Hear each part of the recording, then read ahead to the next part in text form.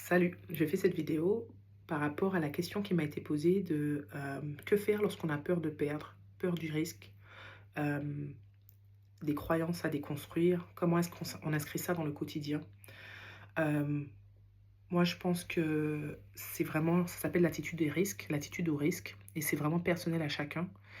Euh, Vous savez, même si on a peur de perdre et on a peur du risque, on se réveille quand même chaque jour et on sort quand même chaque jour de chez soi. Donc, ça veut on n'est pas agoraphobe, on sort quand même à l'extérieur, on a des enfants, regardez, on parle tout ensemble là.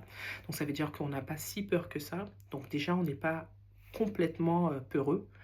Donc, au moins, si on a beaucoup de peur de perdre, sur l'échelle d'investissement, les attitudes de risque s'évaluent entre 1 à 6 ou 1 à 7. Donc, si vous êtes quelqu'un qui a très peur, généralement, vous allez être sur une attitude de risque à 2, 3.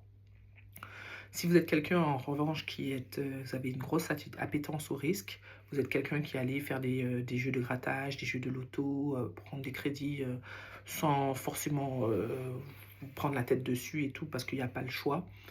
Vous avez tendance en général à avoir des attitudes au risque plutôt à 5, 6, 7.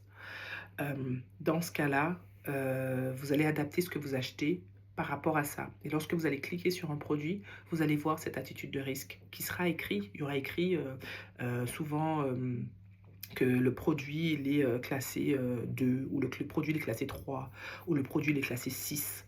Et ça, c'est par rapport à votre attitude de risque. Donc, vous pouvez vous diriger vers ce produit. Donc, c'est déjà écrit aussi. Je pourrais vous montrer où est-ce que où est-ce que ça se voit. Voilà. Mais il faut y aller. De toutes les façons, vous investissez. Déjà, le premier pas d'investir, ça veut dire que, voilà, vous y allez. Et si vous avez vraiment très peur, vous achetez des bonds. Des bonds, ce sera toujours mieux que votre livret A. Ce sera à peu près au même niveau, mais un peu mieux qu'un livret A. Et si vous avez moins peur, vous êtes un peu moyen au niveau du risque, vous achetez des trackers. Des trackers, ça s'appelle un panier d'actions. Et dans ce panier d'actions, là, vous allez avoir plein de choses. Et donc, s'il y a des choses qui perdent de la valeur, il y aura d'autres choses qui vont gagner de la valeur. Et du coup, ça va s'équilibrer.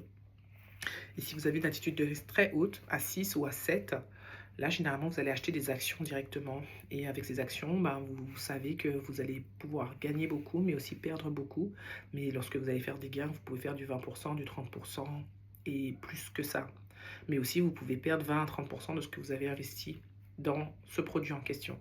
Donc vraiment, voilà, c'est important de savoir l'attitude au risque et j'espère que ça vous aura aidé. À très vite.